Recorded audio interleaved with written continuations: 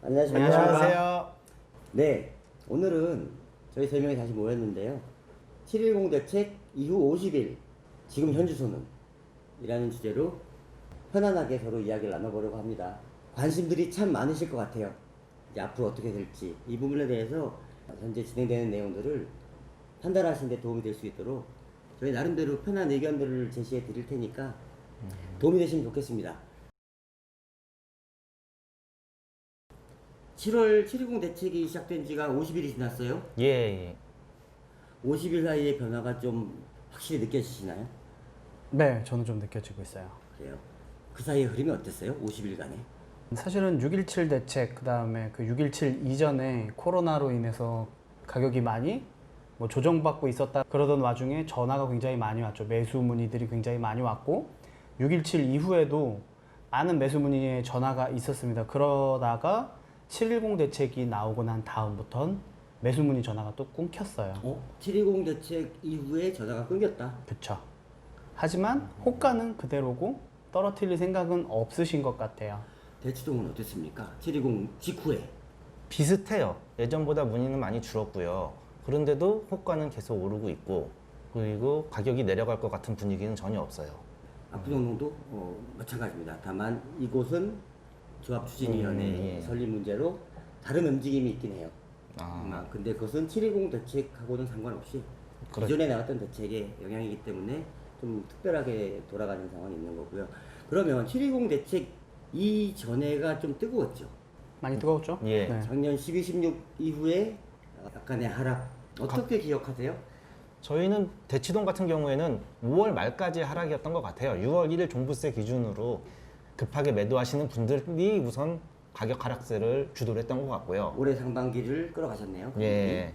그 가격이 좀 그때 좀 주춤했었던 것 같고, 그 이후에 계속 상승세를 보이고 있고요. 그러시면 대책과는 또 별개로 예. 그 종부세라든지 이런 게 예. 민감한 지역이니까 예. 5월 말이라는 그 특수한 시점이 예. 이 흐름에도 큰 영향을 미쳤다 이렇게 이해하면 되나요? 예, 그랬던 것 같습니다. 은평구는 저희가 있는 지역은 새 아파트들이 많은 지역이어서 네. 사실은 매매가 활발하게 이루어지지는 않고 있고요. 올 초반에는 12, 16 대책 이후에 약간의 분위기가 많이 처져 있는 상태에서 코로나가 터지고 강남의 재건축들이 굉장히 많은 가격이 떨어짐으로 인해서 강북에 영향이 있을까 했는데 전혀 그런 것들은 없었어요. 그냥 그분들이 원하시는 가격에 많은 것들이 거래가 되어 갔고, 그러다가 5월달 이후에 코로나가 좀 잠잠해지기 시작하면서 문의 전화들도 많이 오고 거래들이 많이 이루어지기 시작했고, 그때 가격들이 소폭 상승했죠. 그러다가 7.10 대책이 터지고 난 다음에 그 이후에는 문의 전화가 많이 끊긴 상태예요.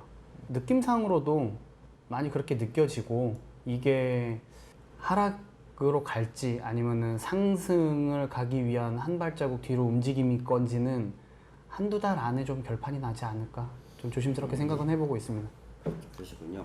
압구정동은 제가 파악하기로는 이렇습니다. 작년 12월에 전고점을 찍었죠. 네. 그리고 3월, 4월 넘어가면서 하락이 있었어요. 네.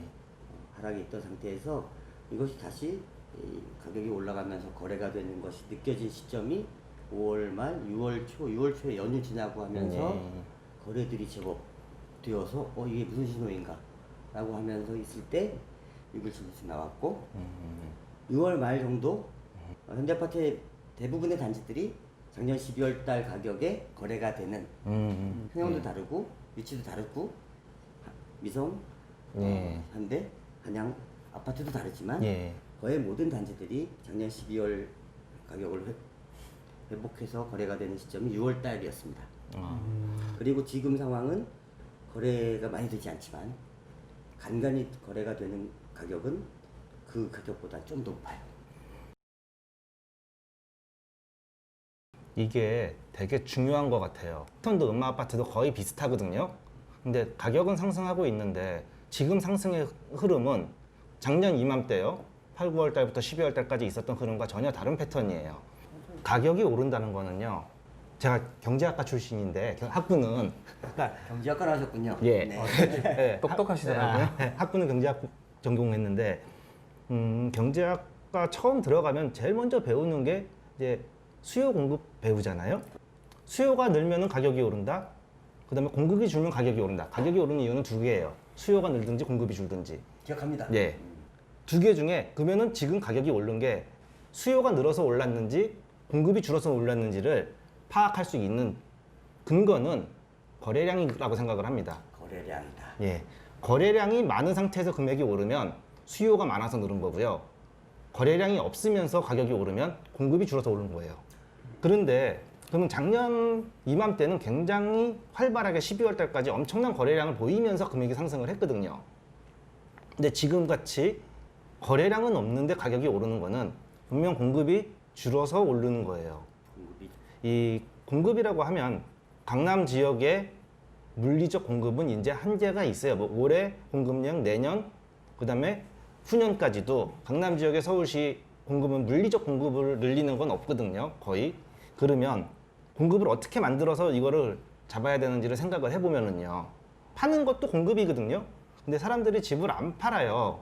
사람들이 집을 팔 때는 제가 부동산을 해보니까 두 가지더라고요. 네. 첫 번째는요. 첫째는 이익 실현이에요. 이익 예, 투자한 거 먹을 만큼 먹었고 이만큼 세금 내고 이만큼 남았으니까 이제 이익을 실현하기 위해 쓸 때 파는 사람들이 대부분이고요.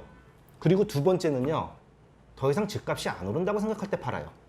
이 두 개의 시그널이 명확하거든요. 세금 많이 걷는다고 팔지 않고요. 세금 많이 걷어도 오른다는 신호가 있으면 안 판다는 거예요.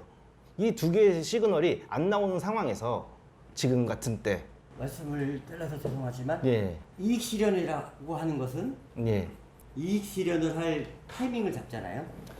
타이밍을 잡는 데 있어서 세금과 규제는 그 중요한 포인트가 된다. 판단에. 맞습니다. 그 얘기를 하고 싶은 거예요.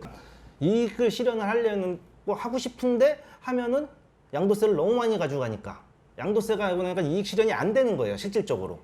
특히 강남의 다저택자들은. 인정합니다. 그러니까 팔지를 못하는 거고 반대로 또 떨어질 거라는 생각도 안 가지고 있으니까 팔 생각도 없는 거고. 그러니까 예, 이유정 대표님 말씀은 이익 실현과 예, 가격이 오르지 않는다는 생각이 들 때 매도하는데 예, 첫째는 이익 실현을 하기 위해서 양도세 규제 때문에 예. 실현이 가능하지 않고 네, 두 번째로는 가격이 내려갈 것 같지는 않기 때문에 예, 아직도 물건이 나오지 않는다. 예, 이렇게 이해하면 되는 거죠. 예, 예.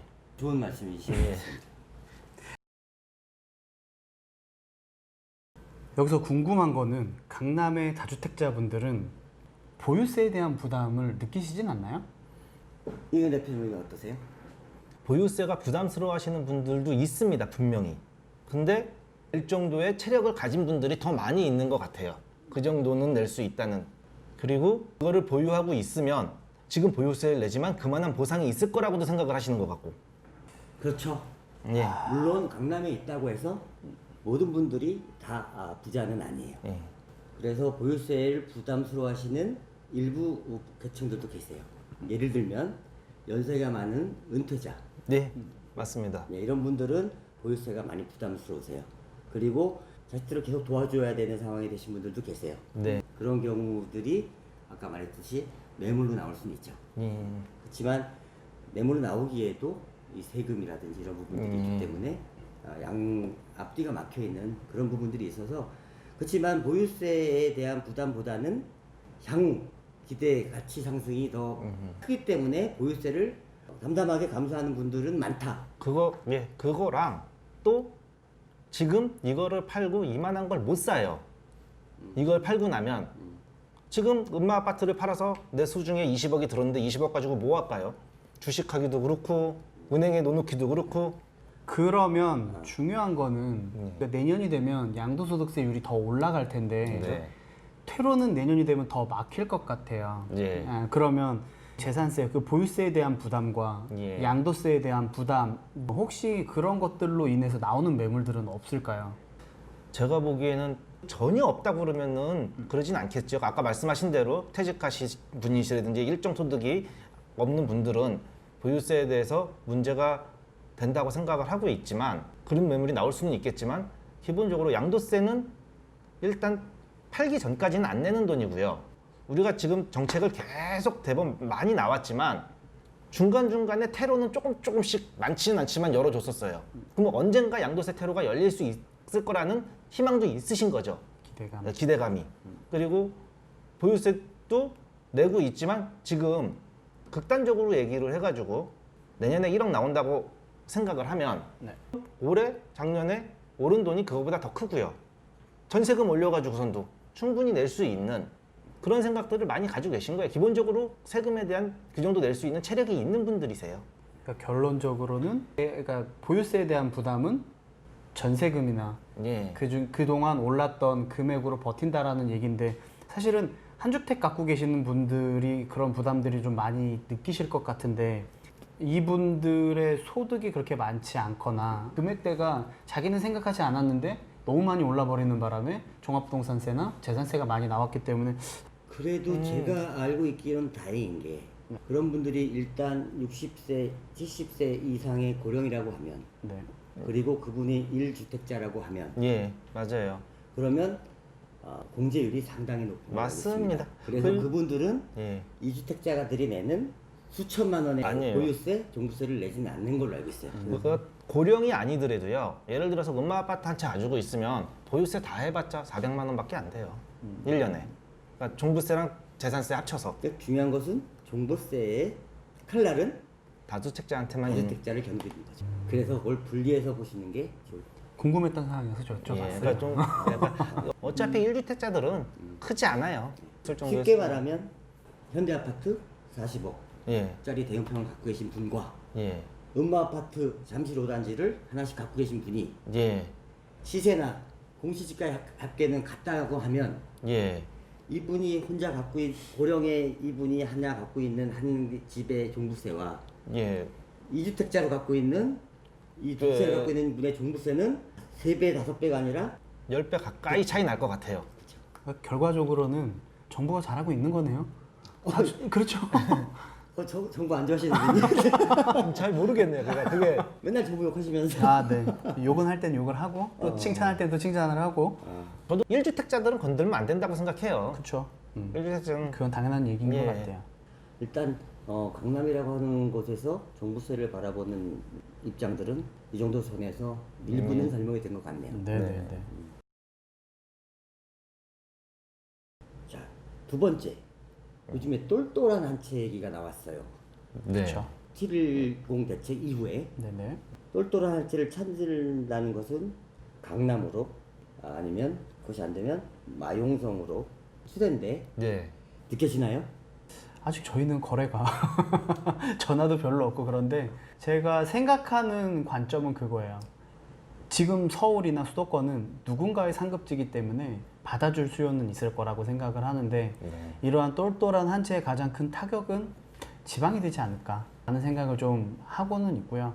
똘똘한 한 채로 갈아탄다 그러면 누군가의 상급지인 곳은 어찌됐든 뭐 와야 되는 거고 그리고 그런 것들 때문에 다주택자들은 집을 팔아야 되는 상황들이 생기는 거니까 공급은 아까 전에 말했듯이 뭐 가격이 올라서 오를 기대감이 없거나 이익을 실현하거나 뭐 그래야 되는 상황들이 생긴다고 하니까 예를 들어서 가련동에 오래된 아파트를 갖고 계시면서 빌라를 하나 추가로 갖고 계셨던 분이 계신데 네. 이분이 다주택자가 되고 이걸 팔아서 이제는 녹본동에 힐스테이트나 레미안 베라힐스를 간다. 네. 이제 똘똘한 한 채로 간다는 게 이런 의미잖아요. 그렇죠. 그런 움직임들은 보여지는 게 없나요? 지금 현재로서는 거래가 없으니까 뭐 이런 것들에 대한 체감은 사실은 별로 없어요. 그러면 이렇게 생각해 보면 똘똘한 한 채로 가기 위해선 네. 안 똘똘 덜 똘똘한 두 채를 처리를 하고 가야 되는데 그렇죠. 매물들이 지금은 나오는. 이 처리 단계다. 그러지 결국은 않을까요? 똘똘한 한 채를 쳐다보고 바라보고 있으나 사실 그러니까 저희한테 그런 문의 되게 많이 오세요. 네. 그러니까 예를 들어서 판교에 하나 있고 뭐 어디 인천에 하나 있고 있는데 이거 정리하면 얼마 살 수 있을 것 같은데 이거 다 두 개 정리해서 이거 하나 살까? 뭐 이런 문의들 되게 많이 오시는데 많이 오더라고요. 예, 그죠. 압구정동도 되게 많죠. 네, 많이 와요. 맞아요. 뭐 몇 채 가지고 있는데 다 정리하면은 보통 두 채, 세 채 갖고 계신 분들이 제일 많더라고요. 맞아요. 그런 분들 그리고 많아요. 다들 그 지역에서는 제일 괜찮은 걸 갖고 맞아요. 계셔. 맞아요. 다 아깝다고 얘기해요. 그 지역에서 대장 아파트들을 하나씩 가지고 있는데 나름 최근 5년, 10년 네. 동안 투자를 잘 해오신 분들이 있더라고요. 그러신 것 같아요. 다주택자라고 하신 분들, 주택을 가지고 있는 분들은 다 그동안 좋은 거 사셨어요. 그리고 다 부동산을 볼 줄 아시는 분들의 확률이 높아요. 그러면 그분들이 예. 오셔서 상담하신 결과 예. 그 두 채를 팔고 아파트를 사겠다고 결심을 하시던가요? 아니면 그것도가 쉽지 않은 게 똑같은 거예요. 예. 그분들의 현재 노연 입장이 본인 생각은 괜찮다고 생각했는데 양도세 계산해 보면은 못 사는 거예요. 아파트를. 팔고 싶지만 예.